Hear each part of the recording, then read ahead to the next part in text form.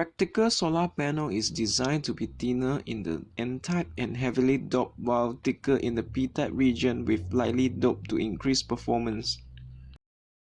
This is because thinner N-type allow wider depletion region generated and allow more photon penetrates to P-type region in order for more current generation. Next, band gap.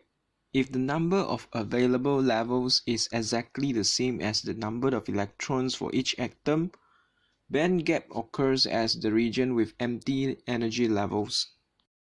Band gap can be used to distinguish between conductor, semiconductor, and insulator, and it determines how well a semiconductor is by the value of EV. For semiconductor, the band gap must be big enough to prevent spontaneous conduction and to provide separation of charges, and small enough to be matched by photon energy. Table above shows the band gap of different semiconductor material. For example, if we have a photon with energy of 2 eV hitting silicon surface, 1.1 eV of that energy will be used to move an electron to the conduction band. The rest of the energy, 0.9 eV, will be dissipated as heat. However, if a material with greater band gap is used, for instance copper oxide, 2 eV is not enough to free the electron. We would need a higher energy photon here. Band gap of PV too small, more energy will waste as heat.